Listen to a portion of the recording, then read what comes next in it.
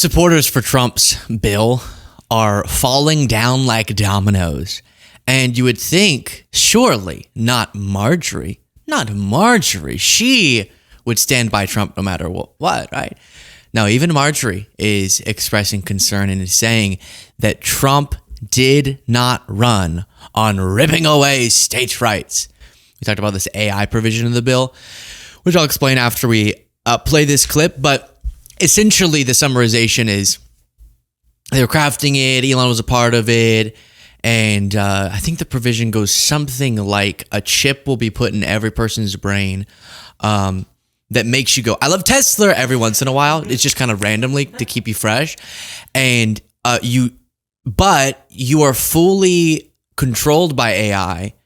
But the bonus is you do get your own, what was the name? Aria. You get an Aria assigned to you, and which is your little digital AI girlfriend. So that's a bonus, but you now have to scream, I love Tesla, MAGA, once a day just to keep it's like WD-40, but for the brain chip is screaming those phrases. Or sort of like military members do, like members of the Naval Academy, every time they turn, they say, I think, go Navy, beat Army.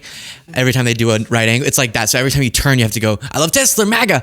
But this caused complications because of the falling out. So now they're trying to figure out, how do we change this provision? Because if we put the chips in everyone's brain, then Elon will control them. And now we don't like Elon.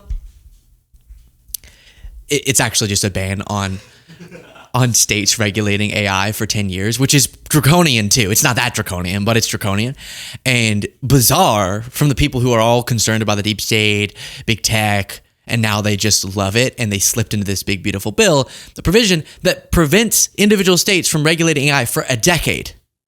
I went through the why behind that, but it didn't convince me. And Marjorie's not convinced either. And so she says, as Maria cuts to commercial, that Trump did not run on obliterating states' rights. To thread the needle, you know you're going to have changes from the Senate. I mean, are you willing to take this to the mat and blow up President Trump's agenda over it? Are you ready?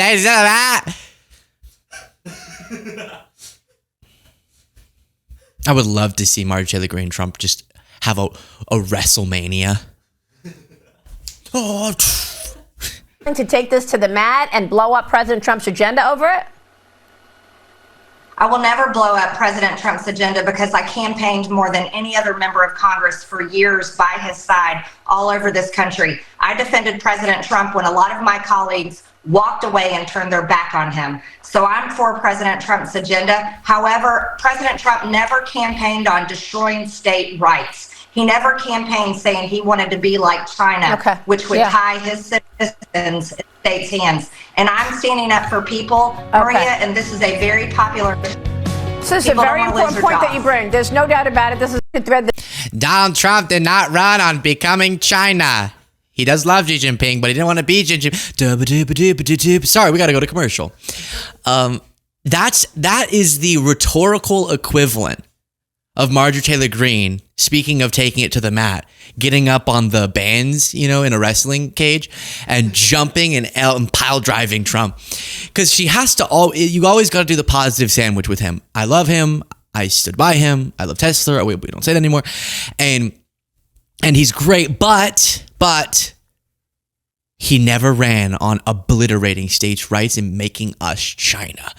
So what's so interesting is I rarely say this, and I get nauseous every time I do, but I agree with Marjorie on this. Why, when the federal government can't get its act together on AI, and let's be honest, have you met Chuck Grassley? Do we think Chuck Grassley's going to be able to regulate AI? We think John Kennedy, Republican Senator John Kennedy's going to...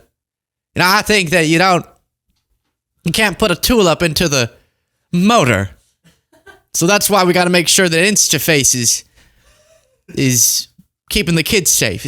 I don't think they're going to be the best people to figure out this whole artificial intelligence thing and how we protect people's rights and protect people's dignity in this new world where so many new things are possible. So at least our hope could be individual states could figure it out and protect us in the short term. But then this bill is saying no, we have to kneecap them because the federal government should do it unilaterally, which in an ideal world makes some sense because you would want a uniform policy across the country with something that doesn't really see borders. But it's very scary, especially given Trump's alliance that's falling apart, but maybe not with all the tech bros, with the tech bros. So they gave him a bunch of money. They stood by him at his inauguration, and now he's handing them a huge gift, which will be good for their business, potentially bad for Americans and being protected from this new world that we're launching into. And what is so tragic, to double down on this, is that the members of... Have you seen our members of Congress lately?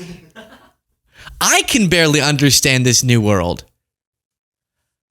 Chuck Grassley, I don't think he's gonna be on top of it, to be frank.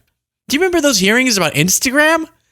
And they didn't even barely know the basic lingo? I'm worried, guys. I'm worried. And apparently Marjorie is too, so she's speaking out against Trump in as aggressive terms as she's able on that. On the bill, Caroline Leavitt, she went on Fox News, and sorry, she was just looking different. I wasn't expecting. Great, always great, but just different. So before playing the clip, by the way, please do click the subscribe button. For clarification, I'll also plug the membership, which is the join button. Don't worry about that right now. Subscribe is free. Just click it. It notifies you whenever new videos come out, which you want. You want it bad. I know you want it. So that sounds creepy. Here's Caroline Leavitt advocating for the big, beautiful bill, despite support for it collapsing.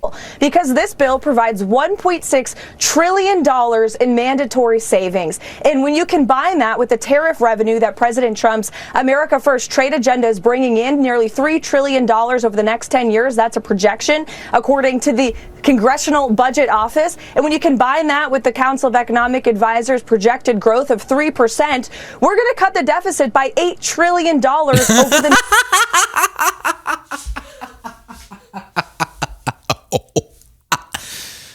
No. I would give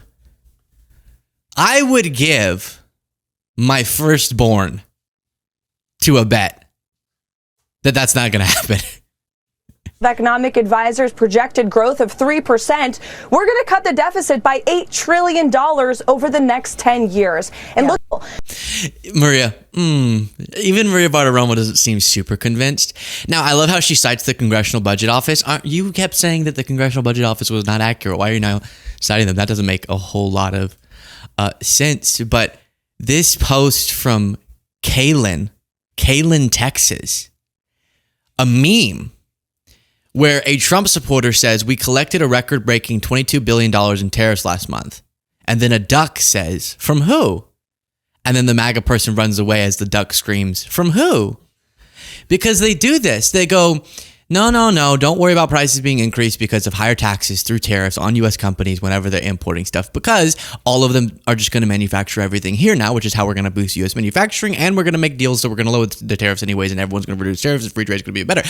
And then they go immediately from that to, and we're going to have a bunch of tariff revenue, and we're going to lower taxes because we'll have more tariff revenue, even though that's just raising taxes just in a different way. And we're going to lower the deficit because we're going to have trillions of dollars of tariff revenue. So as the duck is saying, where is that revenue coming from? It has to come from somewhere. If CBC were in today, he would click the China button. China! It has to, that's their argument, is that it comes from China. I know, the empty chair. It's sad. It's a sad day for the show when CBC has to take off. But it doesn't come from China, right? Right. But they keep doing, you can't have both. You can't have both. We are going to pay down the debt because we're going to have so much tariff revenue, and don't worry about tariffs because we're not going to have tariffs because people are just going to manufacture here. And if you make it here, as Howard Lutnick says, then you don't have to worry about the tariff. It doesn't make sense. Now, as the world that MAGA constructed in their head, where Trump was going to come in, expose the deep state, do good things for the working class, not hand a bunch of money to the tip top of the economic ladder, even though Trump made it very clear that he was going to do that, not rip away their health care. A bunch of Trump's supporters are going to lose their Medicaid coverage because of what Trump's doing, and their SNAP benefits because of what Trump's doing. And so their whole world is spiraling. So who do they blame? Trump. Wrong. Everybody else. Binez says, what if our government doesn't really control America? Well, there's a big bingo. I think the CIA. I think Ukraine controls America. You do? Yeah. Zelensky flew here and went to Congress. They waved his flag and then gave him hundreds of billions of dollars. Yeah, no, I think It's the Ukrainians. It's always been the Ukrainians. Yeah. Really? no. Global That's Roseanne Barr, renowned comedian. Roseanne Barr, not her, the one before. I think it's partnership. the Chinese. I think it's the Chinese control everything. I think it's a combination of various foreign interests. I think the Saudis have a lot of control because of the petrodollar. China is the biggest spender on foreign lobbying in the United States, like $460 million or something per year. Yeah. I mean, I still think that the entire State Department and the CIA and all of them have been involved in the international foreign policy above the government for decades. I mean, they function with the USAID, dark money, and all that.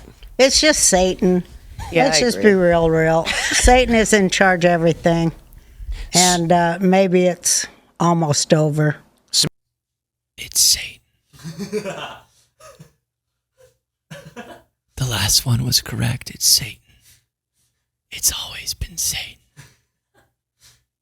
That's who I work for. Satan. Satan. Or the world is not as simple as they dream it to be. And we always go back to with these conspiracy theorists. They cannot get their head around the fact that politics, global affairs, the US government, it's not all being controlled by the CIA, Ukraine, China. Me, as much as sometimes I wish that it were. It's not all being controlled by Satan, friend of the show. It's not all being controlled by any of those people. It's being controlled by a complicated web of interests, contradicting interests, people being influenced by media, media being influenced by viewers, advertisers being influenced by audiences, audiences being influenced by advertisers, politicians being influenced by voters, politicians being influenced by lobbyists, politicians being influenced by foreign government. There's a bunch of different interests that sometimes align and contradict and push and pull, and that is a complicated web of thought, which is why people try to reduce it down to it must just all be China or Ukraine or Israel or whoever. If they can, or the deep state, if we can reduce all of our political analysis to one entity, like the deep state, does everything, then instead of being confused as to why Trump is putting something in the bill that you disagree with, I don't know why Marjorie Greene cares more about the AI thing than the Medicaid stuff, but whatever, at least she opposes something in this bill. Then you don't have to grapple as much with maybe you just aren't being served by Trump. And instead you can blame it on the deep state or Satan. Now, one thing it still might be bothering you, bugging you, because it's bugging me, is wait, why is Marjorie the one speaking out against this bill now? Because didn't she vote for it? Yes, but wait, in her defense, she read the bill, voted yes on it, and then realized she hadn't read the bill and then didn't like it. So often in the Trump era, it comes down to the personal. Donald Trump weighing and leaning on some of these guys to get their votes and them not willing to cross him. One of those members of Congress, Republican Marjorie Taylor Greene, voted to pass the sweeping domestic policy bill last month, is now coming out against the legislation. In a social media post yesterday, Taylor Greene appeared to admit she hadn't read the text carefully enough and that she missed parts of the bill that strip states of the right to regulate or make laws concerning artificial intelligence for the next 10 years. She says she is opposed to that and will vote against the final version of the bill unless the Senate removes that provision. Yeah, so you can't expect her to read things before she votes on them. That's hard. It's boring. Share your thoughts in the comments.